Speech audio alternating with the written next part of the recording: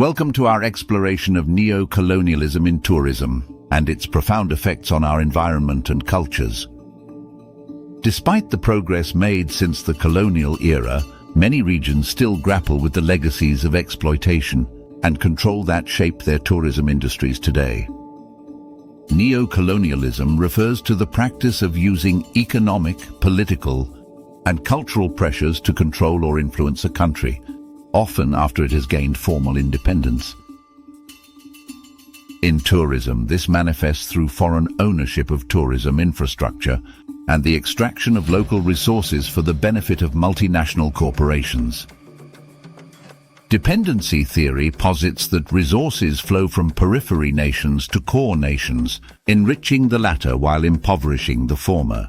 In tourism, this is evident as profits generated from local attractions often leave the region, benefiting foreign investors rather than local communities. Postcolonial theory examines the cultural legacies of colonialism and how they continue to shape identities and power dynamics. In tourism, it highlights how the narratives constructed around destinations often reflect colonial stereotypes, affecting how cultures are perceived and valued.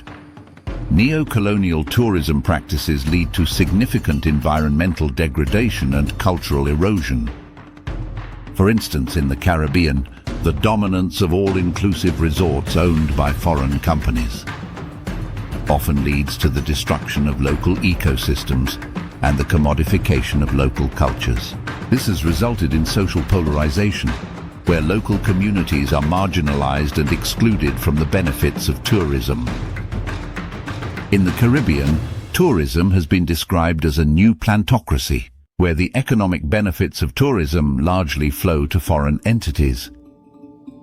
Despite political independence, many Caribbean nations remain economically dependent on tourism, perpetuating a cycle of exploitation and environmental harm.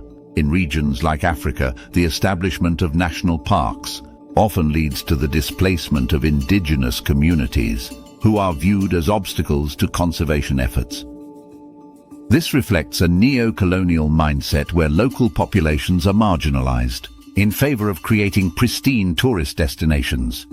While ecotourism is often promoted as a sustainable alternative, it can also perpetuate neo-colonial dynamics. Many community-based ecotourism projects in countries like Cambodia struggle to empower local populations, often relying on foreign NGOs for leadership and funding, which can undermine genuine local agency.